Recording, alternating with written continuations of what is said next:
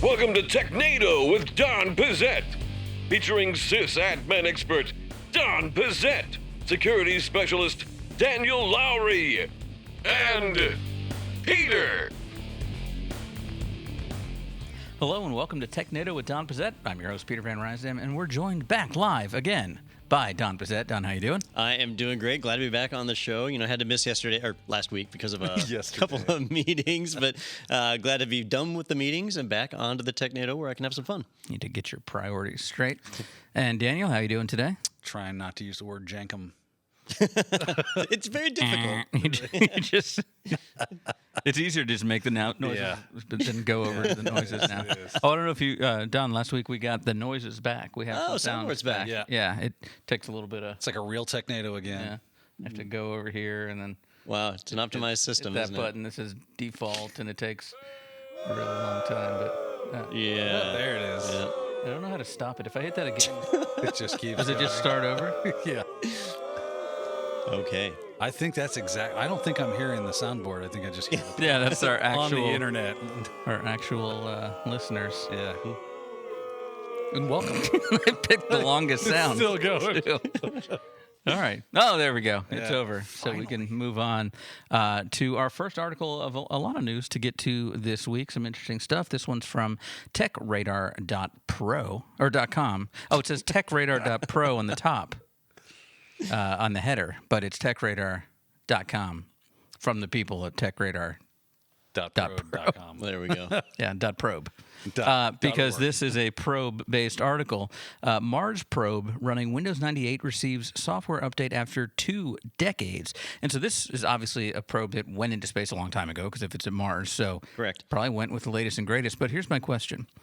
Up until this point, if I had been able to get another device within proximity, could I have hacked this thing? Because I'm sure it wasn't being patched. Probably with certainty. Yeah. So this is a probe that was sent up by the European Space Agency, and that was one of the first things I wondered about was, like, in the U.S., NASA spends a long time vetting software before they send it into space, and so it's well documented. They've got Linux in a number of our space probes. They use Red Hat on the International Space Station. So I hadn't heard of Windows 98 being used on a probe, but this one's European, so apparently I hadn't read about it.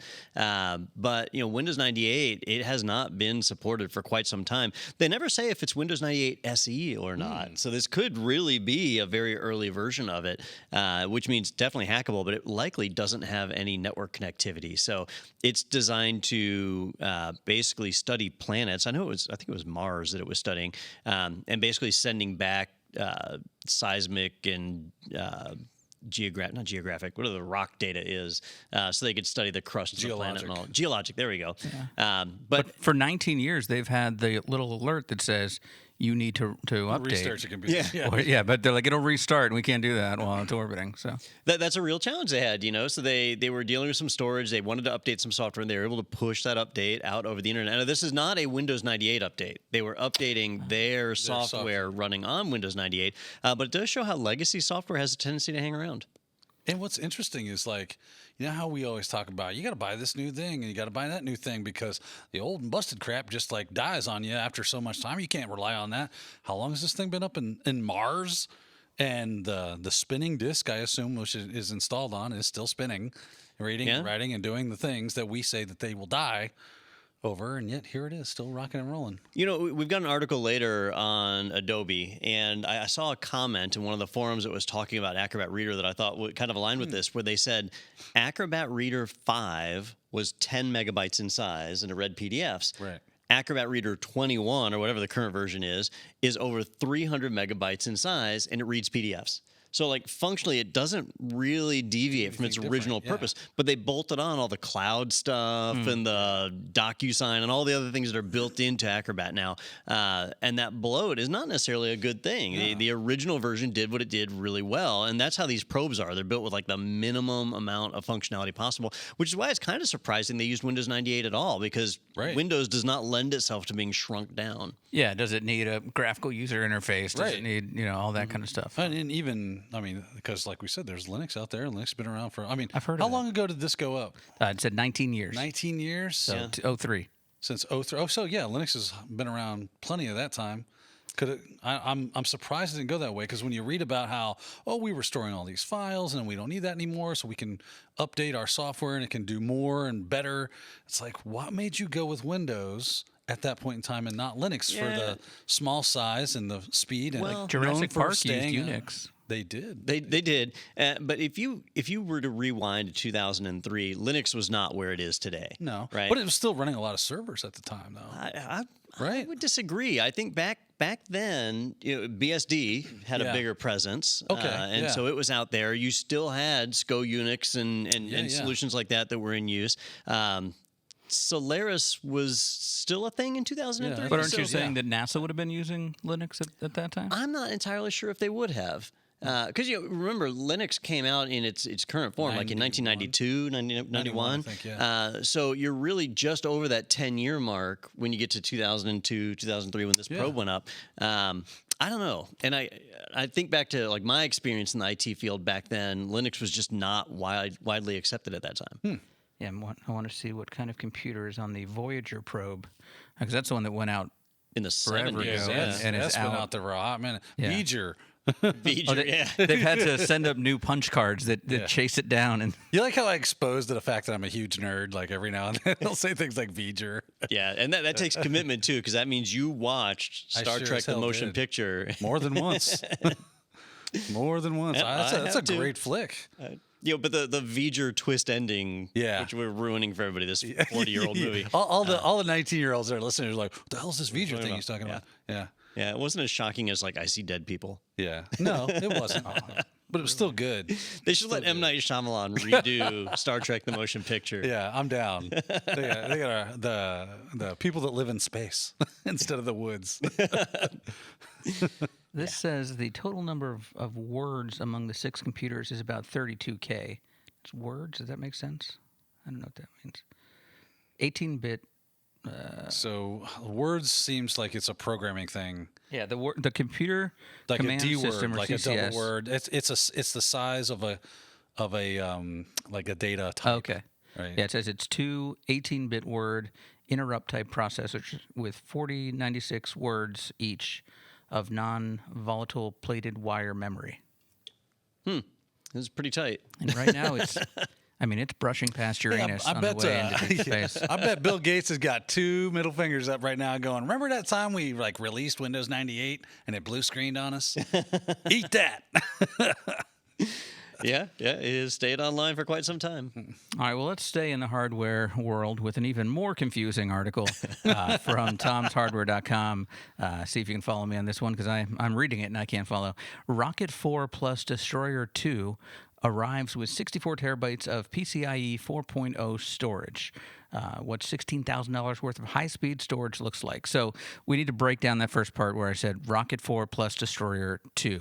We're not adding these together. This is two things. Yep. So the company Sabrent, or however you say it, I think it's Sabrent, they make SSD drives. You can find them on Amazon pretty frequently. They have released an 8 terabyte NVMe disk, and that's their Rocket 4 Plus NVMe disk. So you can buy an 8 terabyte one. It goes for about $1,500 for an 8 terabyte disk, which sounds like a lot because you can get an 8 terabyte spinning disk for $150, right? So this is 10 times that price, but it's NVMe, so it's fast, right? And that's good. Well, they've combined that with a carrier board. Now, the carrier board's made by another company called Highpoint, and the carrier board sells for about $1,000. Well, when you put the two together, you can have 8 of these Rocket 4 Plus drives on this one carrier board to get up to 64 terabytes of NVMe storage spread across 8 drives with full RAID. So you can do RAID 0 striping or other combinations, and have all of that on a single PCIe board that would run you about $16,000. I actually ran the numbers before the show, and it was closer to $13,000. So the board is the Destroyer 2. The whole kit, when it's all together, Called the they're Destroyer calling it the Rocket 4 plus Destroyer 2. The board itself is called the Highpoint SSD 7540 PCIe 4.0 by 16 8-channel M2 NVMe no one RAID to controller. blame. How was but that not in the headline? Yeah, So they say we'll call it the Destroyer. yeah, I like that better. Destroyer 2, Yeah. because they've done this before. R4 D2 Plus. Basically, yeah. Well, I was thinking about it before the show. We have a storage appliance in the wiring closet in there where we store our raw video, and it has 64 terabytes of spinning disk in it. That's the QNAP? Yes. Okay. And that thing, all said and done, with all the drives and the hardware and stuff like that, it was, I believe it was like $24,000. But here you've got this one board. And that's spinning disk. That's spinning disk, yeah, 7,200. Actually, that might be 10K RPM. I don't know, but either way, they're spinning, so they're crap. So That's what I've learned. Yeah. So this is Glad we straight up know we're putting NVMe. everything on like the crappiest. It wasn't hardware. crap when we bought it. Yeah. That's right. Yeah. The timing is important, I guess. As you can see, they're not giving them away, right? But So if you were wanting to build out a storage server and you had a desktop even laying around that had PCIe ports in it, you could throw these boards in there, and for less than $16,000, have 64 terabytes of fast storage. That's pretty impressive. well, obviously, this would be for a specific use case. This isn't your rando person at home going, "I got to keep my pictures of my kids." And Depends on how you many know, pictures I mean, they I have. guess they could, but Yeah, how many it grandkids? seems improbable. Depends on how much they love their kids, Daniel. That's right. Well, I mean, I got 2 of these things, so Kids or these boards? Yeah. both. Yeah. But you had 3 kids. I do. Oh. So if you had just some computer with PCIe sitting around, it's also important to have a fast computer to I was about to access say, this what stuff. is the oldest computer with PCIe 4? Yeah. So I think in terms of like CPU, you wouldn't need much, right? Disk I/O and because this is a RAID controller, it's got its own hardware controller on it, so that's taken care of. But bandwidth, network bandwidth, right? So this thing can move. They actually say the speed in here somewhere. About how much data it can move per second, and it was quite a bit.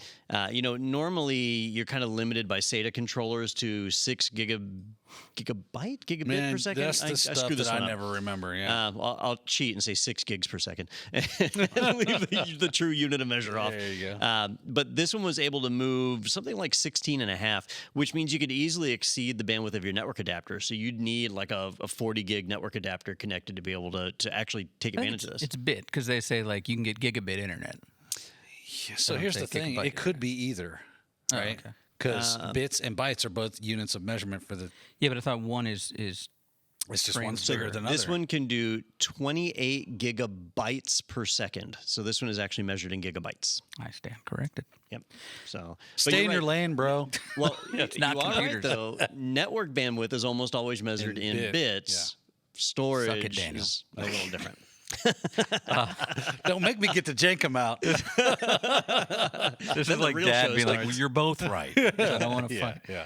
So yeah, down, if you see a big QNAP on eBay there, that's ours, and it comes with all of the IT Pro TV library in raw format, unedited. So you can because it would That's what cost you more. want. It would cost more time for us to take that off of there. I think so. Yeah.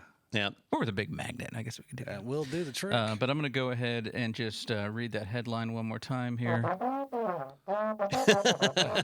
Just crypto shred them. Oh, yeah, that's true.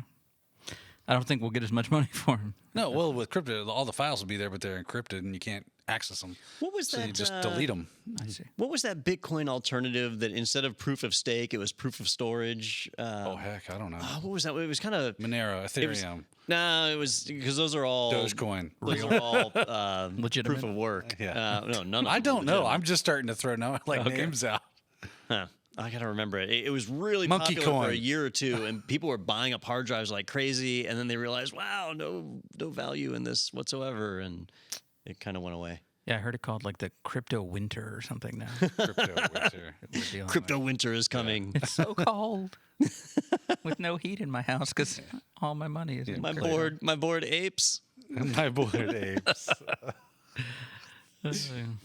I gotta look up what that currency was. Yeah, it's going to kill you, isn't It it? is. Yeah. Don, put the gun down. No, while you do that, I will read the next article here, which is from Cloudflare's blog, and this is about Cloudflare?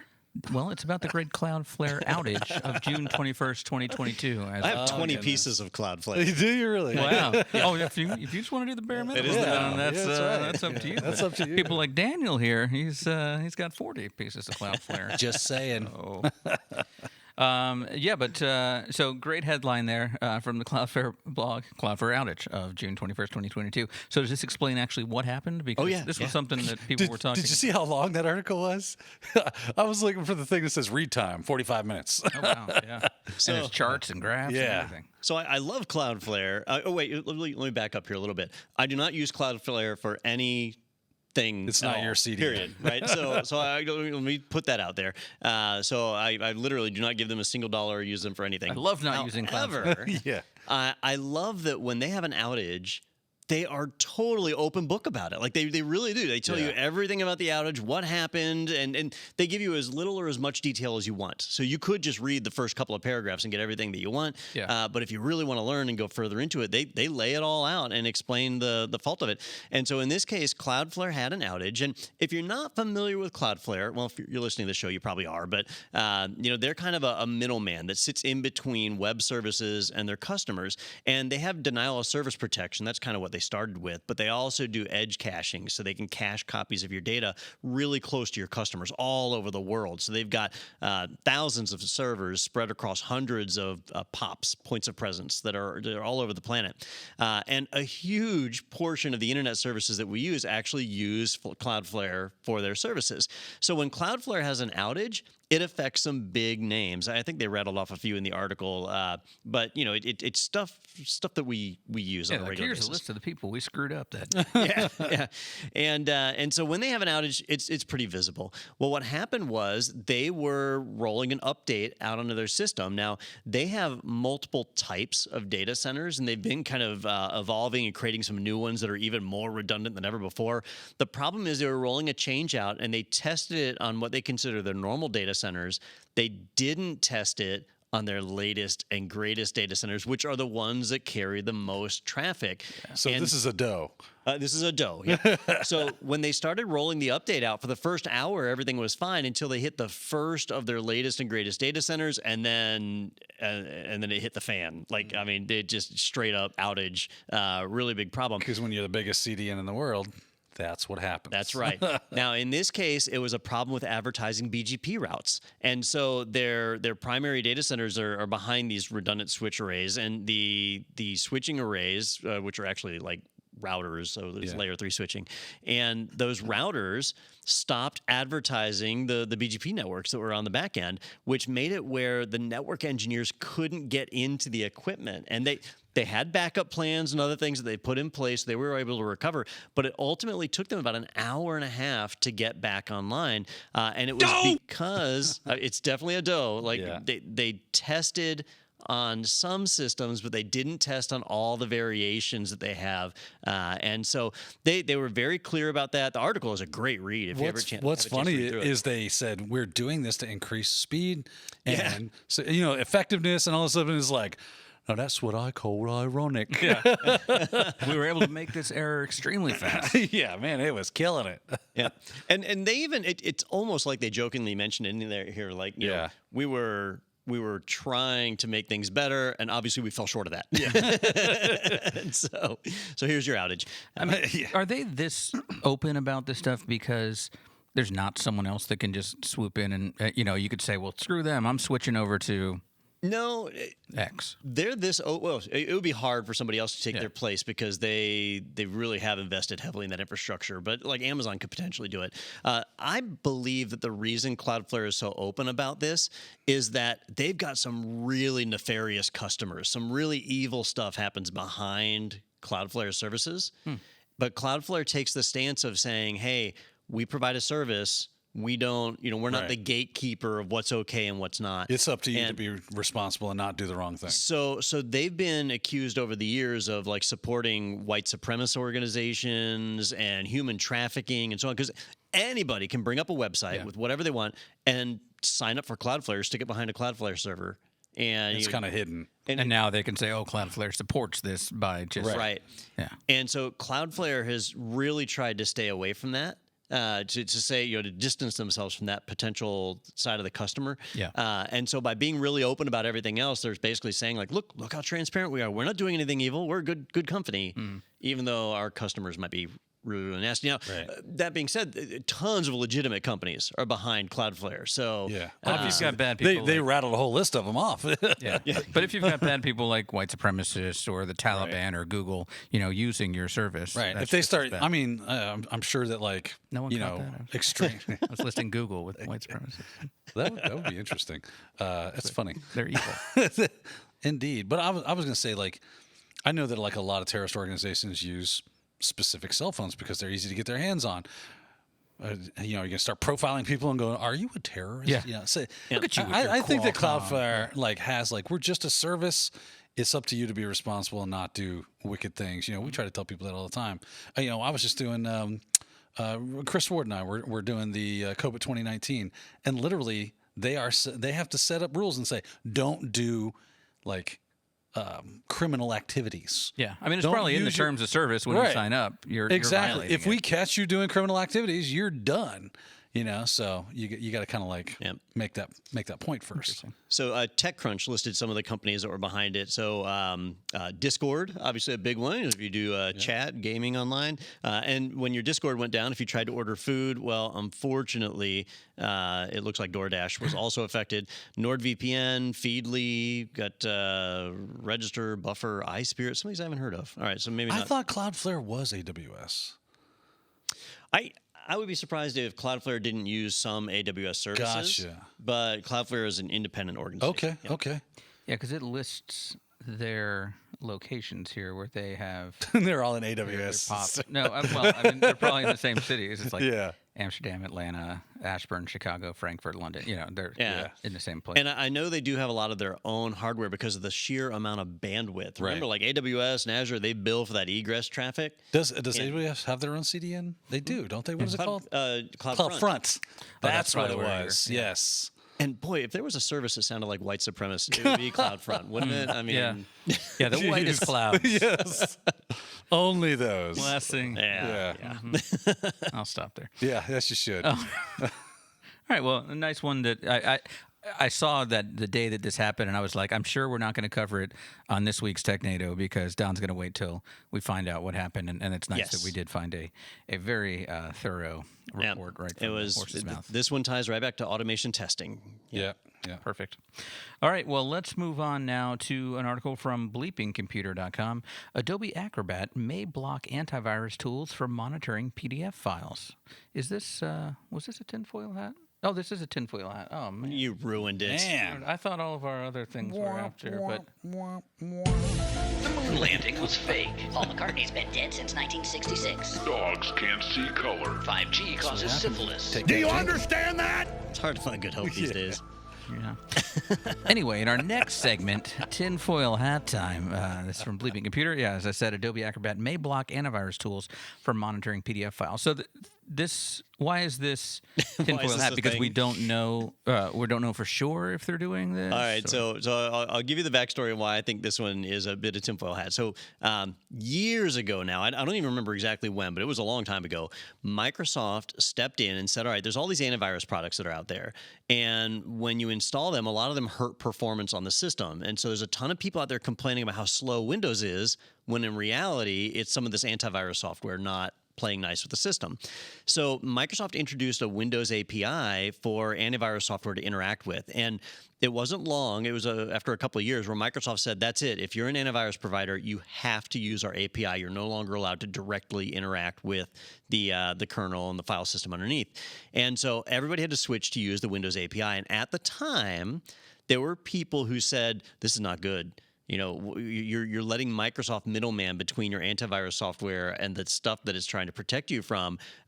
Things could go bad. But here we are, years and years later, nothing really went bad, except what is going on with Adobe right now kind of adds a little credence to the people who are accusing Microsoft of setting something up bad. So what happened is, in the latest version of Adobe Acrobat, there are some antivirus software that when Acrobat opens a PDF that contains certain data, Acrobat can, or not Acrobat, but your antivirus software can view the activity as being malicious and block opening the PDF. Well, normally what would happen is either Adobe would have to fix Acrobat to stop doing whatever this thing is that looks like it's a nefarious activity, or the antivirus providers would need to take some time to update their false positives to allow this through. But Acrobat or Adobe decided to change a registry setting in Windows machines to make it where antivirus software would not be allowed to scan things that the Acrobat DLL was accessing. And that effectively made it where Acrobat could open up PDFs and your antivirus software was not allowed to scan it. So you could open up a truly malicious PDF even if you had antivirus software in there, and it wouldn't be allowed to see it. So Adobe basically took the path of least resistance, the laziest solution, and said, how can we fix this problem? We'll just disable people's antivirus. And in the old days, when every antivirus software interacted directly, you couldn't disable it. But because they all go through the Windows API now, you can do that, and Adobe did. And so some people thought it was a conspiracy theory before, but now we kind of see that this is an actual thing. That's what they always say until Alex Jones mentions it. He's like, yeah, they're making the Adobe Acrobat turn off antivirus. Put it in the water. Yeah. Well, and it makes you wonder. So they got caught. Adobe, big company, but are small companies doing this? Is a good question. Other software doing this? Now we need to audit that. We need to look and see, is anybody else changing this setting? And I'll bet you a lot of antivirus software is going to start monitoring that registry setting. So if it's set to give you a warning and say, warning, we can't see everything. Yeah. That makes sense. That would be a good idea, because I mean it gives you that false sense of security, right? I've got AV installed, it's up to date, it's doing its thing. And then you find out, oh, what do you mean it's not doing its thing? Adobe, what the hell are you doing? Yeah. Right? And especially with PDFs, because PDFs has long been a vector for distributing malware, right? You get a PDF, you open it, you get an attachment in your email, and you think, oh, cool, I got my PDF that I'm looking for or whatever. And it's all sorts of nasty on the back end. Hooking in, putting rats and all that into your system. Actual rats. Yeah, actual rats. Like not rodentia. Actual rats like you see at Applebee's. Yeah. Oh, man. The views of Don Pizzette do not reflect the views of Technado with Don Pizzette. That's right. Despite the name. Yeah. Anything to do with Applebee's. The big question is, why is Harry Potter wearing a tinfoil hat here? Daniel, while you were talking, it reminded me, didn't you do an antivirus bypass video or something a while back? How not too in the weeds, but how were you able to get around antivirus? So I used a couple of methods. AMC, right, which is the mechanism that Windows uses for, not everybody wants to have Defender on their system, right? So if you're running a third party, AMC kind of goes, oh, okay, I'll kind of calm Defender down and let you handle this, right? But if you're not, that's the mechanism to make sure there is antivirus running, and it does check the different files and everything for maliciousness. So I turn that off. So there's AMC bypass techniques, and that was one mechanism for doing that. The other was through obfuscations and running code in memory, so doing fileless malware attacks instead of writing to disk. So that's fun. It is a good time. Yeah. So attackers can take advantage of this stuff. So the threat is real. The threat is real. What about we're Israel? starting to see that. And speaking of real, Peter mentioned Harry Potter. There's a picture of Weird Al behind us for those just listening, in his tinfoil hat. But we were talking before the show because I'm excited. I don't know when the biopic comes out, but they're doing the Weird Al movie, and Daniel Radcliffe is playing Weird Al, which I cannot fathom. That'd be interesting. That'll be interesting. He's actually a decent actor. I've seen him some stuff that's not Harry Potter, and he did a good job. So see that movie? I think it was an Amazon Prime movie where he, the drug dealers came and he got in trouble, and so they screwed guns to his hands. No, and he had to. I haven't seen it, but I know crazy. of it. What is this? Yeah, he has to survive a day, with them chasing him and stuff. But he's got literally drilled into his hands. So we've been talking about white supremacists. He did a movie about being an FBI. He was an FBI agent that went undercover and Different movie. Yeah, and got into a white supremacist cell and was helping take them down. It was really good. He did a great job. I haven't seen that one. Yeah. He's is that Black Klansman? Yeah, that was it. Black Klansman. Man, he's a good Nailed actor. it. I guess he's trying to get away from being stereotyped or cast. That reminds me. I would assume so. I need to mention this because this was pointed out to me, and this was one of those just stupid aha moments. But we were talking about the movie Tenet, and when we were talking about Deja Vu, Okay. and I said that movie Tenet's very similar to that, and I said I can't remember the name of the actor. It is Denzel Washington's son. No way. That's who the guy is. That's funny. And he's the guy in Black Klansman. Oh, okay. As well. Gotcha. Same dude. But that's why I was like, okay, that now it because somebody made a joke about like, no, that's his dad. I'm like, I think, I'm like, They're like, no, that's his dad. It's just one of those. I never had put that together, but his last name's Washington. It's like That's John funny. something Washington. But yeah, great actor. But it's funny. So the problem is you couldn't see the likeness because he wasn't walking in front of fire. Yeah, exactly. That's true. If he had walked in There front were of fire, no you immediately, explosions. yep, that's Denzel's son. For him to ignore that, even though he was in burning distance, Yeah. he acted like he wasn't there. What's his name? It's John David Washington. John yeah. David Washington. And when you look at him, then you're like, oh, okay, I can see the resemblance in the way he talks a little bit. Has that same kind of gait that Denzel has. It's kind of famous. But anyway, so we've got to take a quick break. This next segment is sponsored by Applebees, home of your neighborhood bar and grill. Applebees on a date night, barbecue steak, and Rats are free. So we'll be right back here on Technado with Don Pizzette. My name is Dana Morrison. I'm the IT director at Grace Christian School in Raleigh, North Carolina. I work with two technicians, Buddha and Anthony. We cover all grades at the school. We figure that we support approximately 800 end-user devices. My name is Buddha Nepal. I work as IT support here and AV specialist. I moved into IT department and on our first meeting, other team members asked me, hey, what's your IT background? And I was like, I don't have any. We had this SharePoint project that we were rolling out. So I was able to go to IT Pro TV and watch. And by the end of this month, we were actually migrating all our files to SharePoint. I can use IT Pro TV's supervisor portal to check the progress of my technicians so I can see what they're looking at. So when we were doing SharePoint training, I can go in and I can see that Buddha is hitting on that content. I really want to see hands-on how they do things, and if there was an IT Pro TV, I don't know how I would have done that. IT Pro TV has given us the ability to level up our technicians to a point where they can decide this is important for me to learn and go out and learn it. At home, I have Apple TV, and there is an app there, and so I actually watch on Apple TV. I watch it in my iPad too. Saturday mornings, I still get up early, 6:30, I go grab a cup of coffee, I sit down on the couch, and I typically watch 2 or 3 episodes as I just kind of increase my own learning skill set. I would recommend IT Pro TV to any IT team that is looking to extend their knowledge. It offers a great, easy to access, interactive, entertaining environment. It's just a great tool for any IT professional. IT pros who want to learn on the go? The IT Pro TV Android app is for you. Now it's better than ever with the dashboard view built in. Easily resume viewing, see new courses as they're added, and track your hours viewed. Start up your next episode with the touch of a button to binge watch on the go. Track your progress at a glance, and download episodes as an annual member for offline viewing. Access all IT Pro TV courses with a simple button. Choose landscape mode for larger viewing. Choose your course by category, certification, or job role. Watch anywhere and pick up later on your favorite devices. So head to the App Store and download the IT Pro TV app. All right, welcome back to Technado with Don Pizzette. Thank you again, Applebee's. Great place. Those ribs. Those ribs. Yeah. That's Chili's. That I was about to They start also singing. have I know. I ribs, was about to Chili's.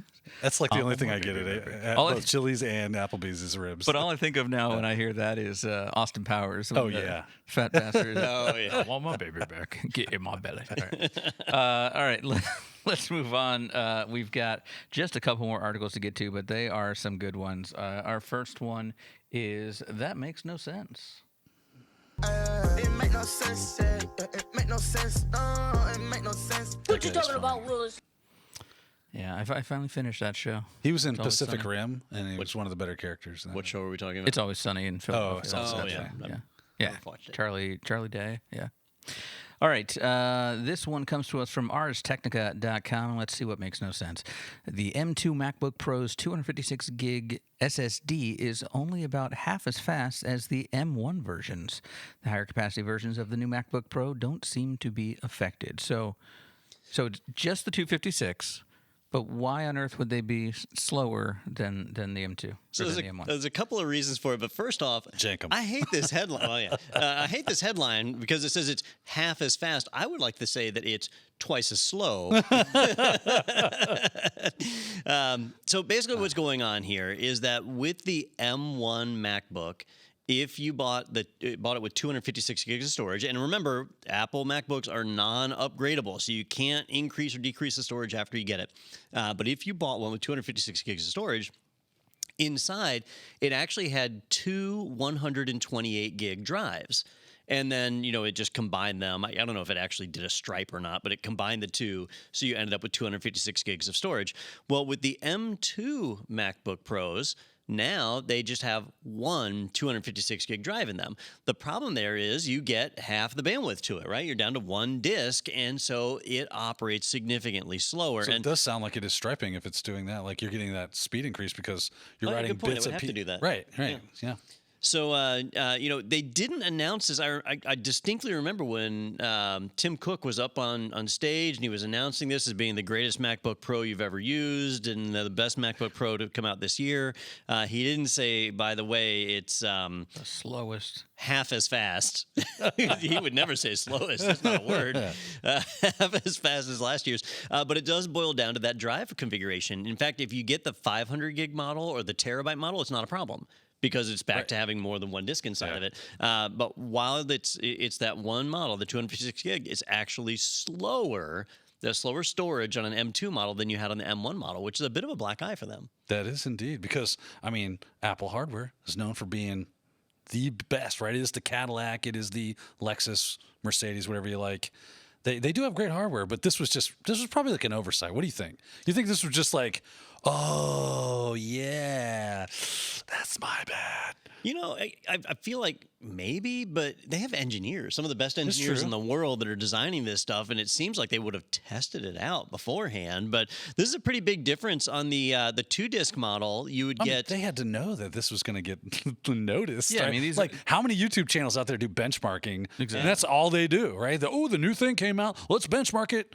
They're like, wait, something's wrong here. hold I on, must have that's mixed not these right. two up. Yeah. But to give you an idea, the tests that, let's see, these were run by MaxTech. So MaxTech ran some tests, and they were getting 2.9 gigabytes per second on an M1 MacBook Pro.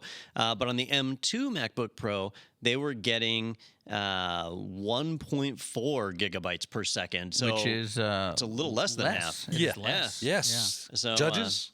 Yes, judges say it is Yeah, less. confirmed. Smaller number. So I would be irritated by that, although I wouldn't get the 256 model because it's just not enough storage. And this is not like golf where the lower number is better. Correct. No, not in this case. No. So you certainly want it to be faster. So the moral of the story here is if you're buying a MacBook Pro right now, you probably want to get a 500 gig model or higher because you get better disk performance. But I bet now that this has hit press, I bet Apple does a recall on the one, because they haven't sold that many of them just yet. So it's easy to recall now, and then new models will get updated. Yeah. Instead of dealing with a bunch of, I don't like this anymore. Can I have that one instead? Yeah. Now, it could also be a supply chain thing. I Oh, bet yeah. Could be. maybe when they released the M1, it was supposed to have a single disc, but they had to go double disc why because they of went, supply yeah. chain. And so now they're getting burned on that. So the question becomes like, if I'm in the marketing department at Apple, I'm like, do we release this with an asterisk next to some of our marketing stuff that says, disk speeds will vary, blah, blah, blah, blah. Kind of give you a little blurb about it not being quite as fast as far as the disk goes. But everything else is amazing. You all of a sudden say, this is a feature where if your drive fails, you only lose half of your data. That's true. Because on a stripe, you lose half that stripe, all the stripe gone. I'm curious now that Peter mentioned it, if I go to buy a MacBook Pro, does it ever mention the speed that it gets? Because I don't think it does. There's a turtle icon next to it. Because again, they know that people are going to benchmark. You would have to be completely like tone deaf to not realize that is going to happen. People are going to run tests, especially with the new ones. Right. They want to see how well they do compared to the old ones, and that's going to be the immediate first thing that they notice is that this disk speed I will is say, slow. Though, if you just put that number of 1.4 or whatever, I think most people and probably most Mac purchasers, the majority, don't know what that number means. They would go, absolutely right. oh, wow, it's got 1.4 or whatever. I would say it's probably 50-50. I would say that like half of those people are like, I just bought an Apple because I saw it on Real Housewives and that's what they have, right? And then you got the tech pros that use them for their purposes. And they go, would know. Yeah. This is some. But they're not. But as to Don's point, they're not in the market for the 256. That might be true. So in some cases they probably are. I don't know if this is in relation to this article or not, but I'm on Apple's website and I cannot find an M2 MacBook Pro. So either all M3s. They're putting the I wonder if they've temporarily pulled it. Wow. Well, Until no, they- it seemed They would've just they would pulled just the pull the one. low storage. Yeah. Yeah. I'm not sure on that one, but I'm not seeing because I was going to pull up on their website and see if they ever made a claim on speed. Even here, I'll just look at the old ones. So looking at the old ones, they'll tell you like, yeah, it comes with an SSD drive. They're not even telling you that it's NVMe at that point. So like, it could be a true SSD, which would be significantly slower. So if they're not making a claim of speed, they don't have to do anything, and they let that butterfly keyboard last way too long. They do. So Apple will basically flip you the bird if they they don't care. This ain't their first hardware faux pas. Yeah. Oh, I just got this statement from Apple. It says, "Sucks for you." It's from their legal department. Yeah. So that should take care of that. All right. Well, let's shift gears now to our last segment for the day, which we talked about dough earlier. You know, the Homer Simpson dough making a mistake, but this one's even more doughy. Do, re, mi, fa, sol, la, ti, do, so, do. All right, this comes to us from TheGuardian.com. Japanese city worker loses USB containing personal details of every resident. So my question here is the dough that he lost it, or the dough is that a USB containing the personal details of every resident existed? Why? Well, so there's a few details about this one that are interesting. So first off, this was a subcontractor who did indeed have not just one, but actually had two USB keys. One was a backup. Yeah, that's smart. So he had them both. Because if I lose this, So I'm gonna put them in the same place. And it contained the personal information of over 460,000 people. And when I say personal information, it had their date of birth, their identifiers, it had their banking information because this was used for benefits. taxes or, It was COVID-19 relief funds. really? That's what it said in the article. Oh, was it? I thought that was a different thing. Nope. Okay, so either way, it had like deposit information for how money was to be paid to these people. It was really sensitive stuff. Now, the USB keys were encrypted and password protected, so that's good, right? That kind of takes the sting out of this. But this guy basically had a bag that had these USB keys in it, went out drinking with some work buddies, and drank so much that he lost consciousness. And I want to see this show up in end user security awareness training now. Like, here's the scenario. it's okay to drink, just stay conscious. Just have a glass of water for every 2 drinks. And that is why we use encryption on our USB keys. So he wakes up and realizes he's lost the discs, right? Doesn't report it right away. Instead, goes and spends hours looking for the disc, trying to find them. Is this the Hangover 4? Kind of, because he didn't remember Yeah. where he was. So finally, The Mike Tyson shows. Knocks his tooth out. So finally, he does report it to the authorities. And then because this is the city that's involved, the authorities then go on a search. And so the company and the authorities, like everybody's out there searching for this bag. Ultimately, they did find the bag and recovered the USB keys. Now, Did they really? They did. They recovered the USB keys. So both the original and his backup They recovered the whole bag. were in the same bag. Everything. Oh, yes. Yep. Okay. They Now- found his Jenkum. They found everything. Now, I wanted to bounce this by you, Daniel, because they did say the discs were encrypted and password protected, right? So if you were to find these on the street, you'd have to break it, Right. And breaking a password on these things is pretty hard, especially if you know nothing Depends on the about it, password. right? Right. Well, This so doesn't sound like the brightest guy. Yeah. a government official made an announcement, and I don't have it here, but he basically came out and he said, don't worry, we lost it. We're very sorry. Yeah. But it is encrypted. Your data is most likely safe. it was encrypted with a 13-character alphanumeric password. Yeah. All right. So by saying that, doesn't just it made make it- it You easier? just totally reduced the time because I'm just using 13 characters. Because I don't have to spend 1 through 12 or 14 You through have whatever. exponentially reduced the amount of time it's going to take me to crack that password. And he said it was alphanumeric, so no special characters. Right. So I Now mean, that he could have just been saying that, like, as far as the alphanumeric part, 13 seems very specific. it does seem specific. Right. So I'm going to bank on 13 characters is where it's at. Alphanumeric might have just been like him not thinking, oh, I also need to say special characters. It was just easy to flow.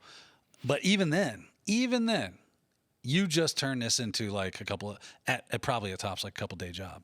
Yeah, see, that's what I was wondering, because when I read that announcement, it's not in this article, it was in a different article, that he said that, I was thinking, man, they can't, first off, they can't really prove if anybody read the discs or not, right? So somebody could have copied the information that was off of them and then put them back in the alley. Yes. Unlikely. These probably weren't accidents. That would be very sophisticated. Like Yeah. someone that knew this was coming. Right. This was awesome. And was buying the guy drinks all night. Yeah. Can't wait for him to black out. I keep putting these Flories in here. Yeah. Because you could copy the encrypted data and just be holding it until you had the key. Right. Okay. And if they hadn't recovered it, and I don't know if his announcement came out before they recovered it or not. Actually, it had to have come out before, because otherwise he wouldn't have said, like, don't worry about that. But anyhow, so if you recovered these discs and then you hear about it on the news, and so you're like, wait, now I know what I have. Yeah. And I know it's got value, and I know it's a 13-character password, and it's alphanumeric. that is bad OPSEC right there. Yeah. Out of curiosity, I was thinking about, the steps after something like this happens. Can you set up a USB key so that if it is put in somewhere, it phones home? Sure. Yeah, I mean, It's basically a rubber ducky at that point. Yeah, not a normal USB key, right? Yeah, I mean, you could do like an auto run feature. You could do a canary token if somebody opened a file on there it. you go. Yeah. Okay. Yeah. Yeah, because that would be like for important data like this. That Yeah. It's, again, why is it leaving the office and why But if it does, that'd be a cool way to kind of secure it. I don't know. Have you heard of canary tokens before? So there's a website you can go to. I forget what it is, but if you Google search canary token, but you can create like Word documents and image files and stuff like that, where if somebody opens them, it triggers an action to phone home. Okay. And so the idea is you create a Word document titled "My Passwords" or a picture. So they all start here. My hot wife, or something, and you then stick it on the USB key, and so if somebody recovers it and they open that file, that makes it phone home on their system. Now you don't need special hardware. Gotcha. But like a rubber ducky, that's special hardware in that. That's USB in key. the USB. Yeah, right? that is. But correct me if I'm wrong. You can set up like a normal USB to like auto run a batch file or whatever. Because we've done that. I've done that for marketing, where you'll send out before this was a security you're giving thing. this away. No, but you would. I mean, we used to do it on CDs too. But like when you send a marketing CD, it would auto run the flash presentation or whatever to show you how old it is. But that's like the old days, right? The auto run.inf files. Plus, there's there's like a little, well, I mean, I guess that's not a USB key because, they typically do use special hardware, that it's like baby Arduinos and things like that. Mm-hmm. So I think that's kind of what a rubber ducky actually is when you buy one. Yeah. That related to Baby Groot. Yeah. Baby Yoda. And Baby Yoda. Yeah, canarytokens.org is the website that I was mentioning a moment ago, and you can generate. They do URL links, fake AWS keys. That's cool. That's nice. Somebody tries to use the key. That's a neat one. They got a bunch of other ones. A Windows folder. Wonder how that works. Oh, so if someone tries to use the key, then you get alerted. Right, you get alerted. That's where this is. They can do a PDF. Just a bunch of different things, and each one is basically a token that if somebody uses it. I wonder if Acrobat is stopping canary tokens. I was going to say, yeah. Nice. Yeah. That's callback. Very cool. Good stuff. Good stuff, Daniel. All right, want to let you know about some webinars we have coming up. Let's see what our next one is here. It is Small Business Security, Best Practices to Protect Organizations. It's on Thursday, July 3rd, and that's Wes Bryant with Eric Semmel taking place here. So head over to itpro.tv/webinars. You can see it on the screen there to register for the latest ones. You can also use that same link to go back and see all the past ones. Daniel had a really good one with Zach Hill just last week, the week before last, on security. So a lot of security focused stuff coming out. But yep, check that all out at itpro.tv/webinars. And then while you're on that internet, head over to technado.com. You can see all the latest episodes and great features there. You can meet the team. You can send in some feedback or tell us all the things we said wrong, or why it's gigabit and not gigabyte, or whatever. Tell us how fast your M2 chip is. Brag about your M3. Yeah. If you put a 2 and a 1 together. Now, if you're driving an M3 and using your M2, oh man, and you're shooting an M1 all at the same time, you have reached nirvana. Please do not call us until you have stopped driving and shooting. No, you can do that. That's fine. There's some police officers here. I'm sending them an email from my MacBook. Yeah. Oh man, we're gonna be on the news again in a bad way. Again, it's never good news. Our listeners seem to have a problem. All right, but head over there and you can also click the big orange button that says "Sponsored by IT Pro TV" and get a 30% off coupon code for the lifetime of your personal membership to IT Pro TV. That's all over there at technado.com. You can also request a team trial and find out the great features available to teams from IT Pro TV as well. So check that out. Well, Don, good having you back in studio. Yep.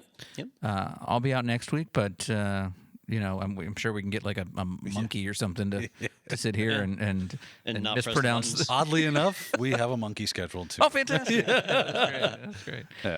But good episode, as you were saying. This was a fun one. Some fun stuff. Couple doughs. Yep.